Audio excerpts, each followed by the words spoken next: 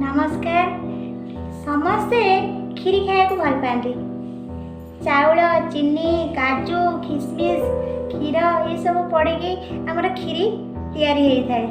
जो मीठा खीरी खाऊ से सब देखा जाए, काजू किसमिश चाउल सब देखा जाए, किंतु देखा जाए ना कौन कहले चीनीटा देखा जाए ना। खीर मीठा पण को आम केवल अनुभव कर।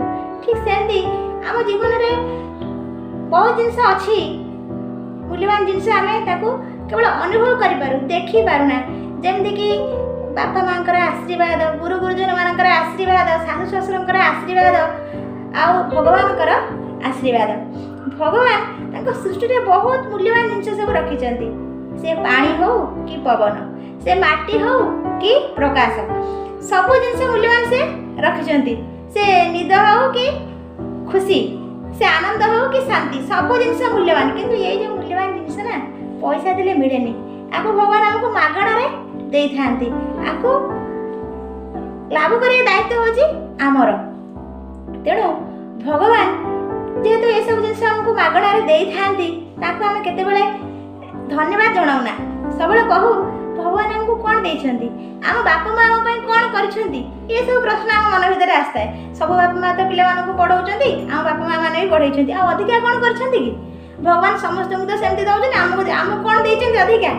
आमको पंच महाभूत आम शरीर गढ़ा है। पंच महाभूत बड़ा मूल्यवान जिनस आम पाखे जोगे देइछंती। आम बापा माँ मैंने निज मुंड झाड़ा तुंडे मारिकी आमको छोटू बड़ करिछंती। आ अधिका कौन करथांती, आमको सामर्थ्यवान करथांती। तापर भी आम कहू जे आम बापा माँ मैंने आम किछि करि नाहंती।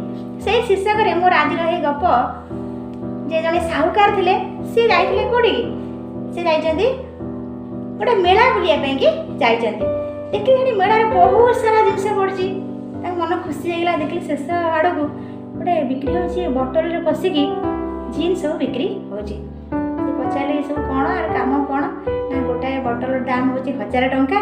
ये सब कम करदेव, जहाँ कह सब कम करदेव। किंतु यार गोटे दोष हो किसी कम नदेव, से तार मालिक को ही खाईदेव। साहुकार कहले मो घर जिते कम ये तो वर्ष वर्ष 10 वर्ष 20 वर्ष 50 वर्ष गले सरबनी। आ ये जिम को सरदेव। ता छड़ा मुझे आपको नहीं जाए ना, मुझे लोक काम नियुक्ति देती तार पैसा तो मोर बची जाए। मात्र 1000 टकर तो मुझे टका देवा पेमेंट मोर बची जाव। लोक मान दे पारि ना, मुझे गोटाए जिम तो सब काम करदेवी। तेणु से कौन कले जिम को लेकिन घर को आसिले। जिम जहाँ कम देले सब काम फटाफट करदे। 10 वर्ष 20 वर्ष 30 वर्ष जिते सब काम सब बाकी था सब काम जिम करदेला। तापर ये डरी गले बोले तो कहते जदि किसी काम न दि जाए जिम को, ताहले जिम ताको खाईदेव। तेणु से भय पाई जड़े साधु सन्थ महात्मा पाखु गले। आ ये जिम ठारू केमिति से रक्षा पाइबे से कथा ताको पचारे। से कहले गोटे बड़ लंबा बाउंश नहीं आसो आको कह तुम्हें चढ़ आ ओह्लाओ, चढ़ आ ओह्लाओ, यहाँ हूँ तुम कम। ता भितर जो तुम किसी कम पड़ो ताको कहीकि आदाय करनेब। ठीक से कहले जहाँ बढ़िया सल्यूसन तो पाईगली। तेणु से जिम को कहले चढ़ ओह्लाओ, जिम से कम लिप्त रही। आ साहुकार जनक बंचीगले।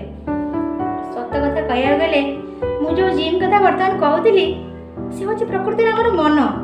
आम मन को जदि आम कम न लगेगा ना, व्यस्त न रखा, ताले से खराब चिंता कर, खराब कथा भाव, खराब काम भी कर। कहती से अलसिया मन हूँ शैतान कारखाना। तेणु मन को व्यस्त रखा पड़ो भल कम। आ जो लंबा बाउंश कथा कहती, से लंबा बाउंश हूँ दृष्टिकोण। आम दृष्टिकोण को आम जिते उच्चक नवा, जिते ऊपर को नवा, से आमर भल हम। से भगवान को चिंतार आम बितेबा, भल काम बितेबा, ताहले आम जीवन सुंदर है, आम मन सुंदर हो। तेणु आम बापा माँ मैंने हूँ कि भगवान हूँ आमको सब जिन आम प्रॉपर यूटिलाइज कर दायित्व आमर। आम शरीर देले मन देले से मन को सुंदर करने दायित्व हूँ आमर। तेणु कहबार कथा हूँ मन ही मन को जानता, मन की मन से प्रीत, मन ही मन मानी करे, मन ही मन का मीत। मन झूमे मन बावरा, मन की अद्भुत रीत, मन के हार हार है, मन के जीत जीत।